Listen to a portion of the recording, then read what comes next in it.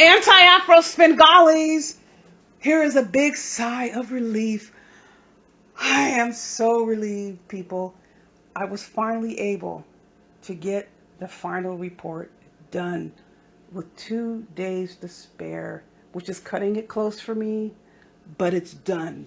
I don't have to worry, and I didn't want to record this particular video with anything hanging over my head. When I say hanging over my head, I don't have to worry, because this video is a huge thank you video to everyone out there that supports the anti-fraud mission.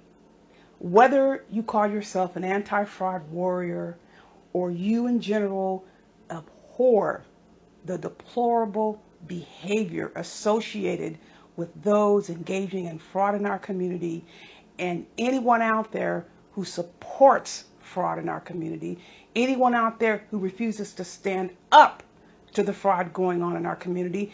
And we know we are talking in this instance about the garbage that Umar Johnson has been perpetrating upon our community for God knows how long, and all of the garbage that is going along with it that we have witnessed.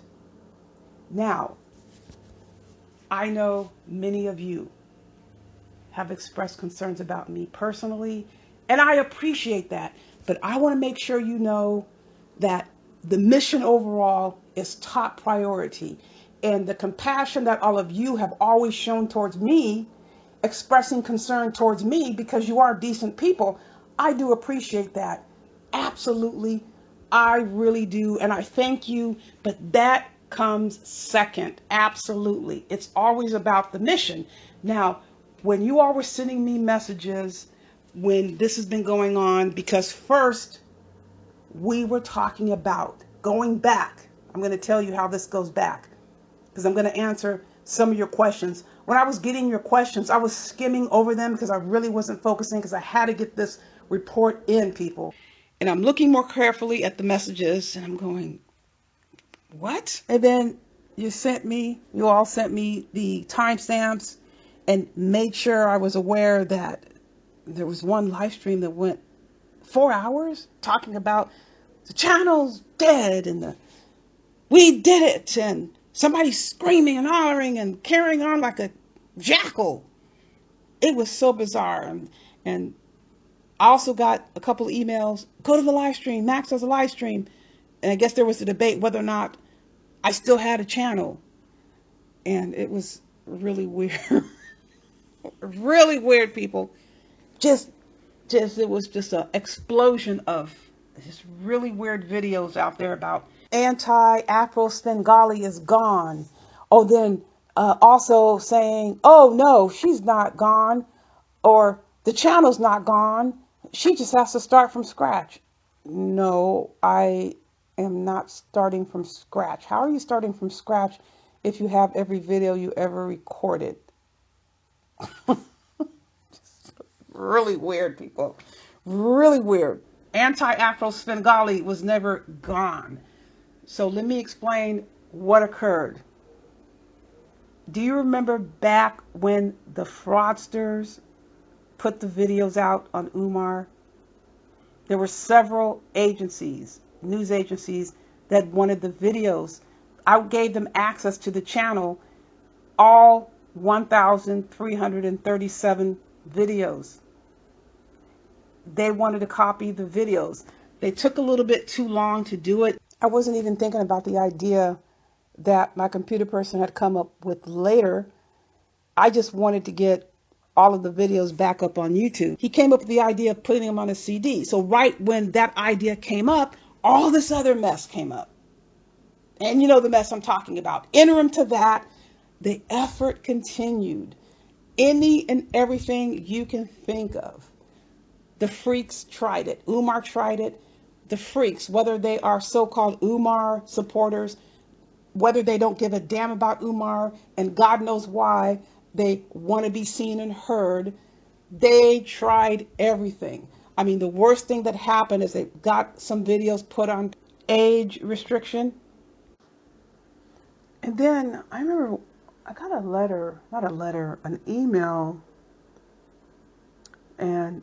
was like a long email, and I think I read like maybe the first sentence, and I realized it was from a freak. And I guess it was an email that was forwarded from, it was sent to YouTube legal, and they sent me a copy. Whatever. I'm not, I'm really going to read that. Like trying to say, your channel is, I don't know what they were saying. I'm not reading that. I don't care what a freak has to say about me. I don't have time to deal with enemies. Why would I take my time to listen to what an enemy has to say? If an enemy wants to try to target the channel, okay, try to target the channel. I'm not going to sit there and indulge it. So there were all these types of tactics that were attempted, all in an effort to eradicate any and everything that came from anti-Afro Svengalis. I mean, it got to the point where there were like 5 or 6 copyright attempts, and they came back as fair use. I mean, anything you can imagine. And then there were 2 attempts to sabotage the channel. So that's when my computer person actually came over, was on my system, and he strongly encouraged me to migrate the channel. It was something I made the move on. Nobody took me anywhere. It was 100% my doing. And I had mentioned this throughout the time I've been on YouTube. There were already plans. There were contingency plans in place because I knew whoever it would be never wanted information to be put out there. And even now, people, hear me out on this. This is a critical juncture. I am telling you, about last week was knock you off your feet, knock me off my feet, information, those contacts I was getting, those calls I was getting. And that is continuing this week.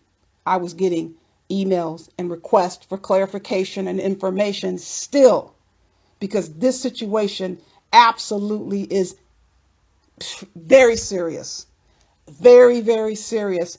And maybe I shouldn't do it in this video. This situation it's inevitable. You cannot stop people. You can't stop this scenario from being public. It's going to get out there. And this is what they don't want. And they don't want me to report on it. And I'm going to report on it. And there's also a situation brewing. 2 other situations that people don't want out. They know it's coming, so they're trying so hard to have distractions. I want to just reemphasize the fact that people ask questions, and I absolutely don't mind questions.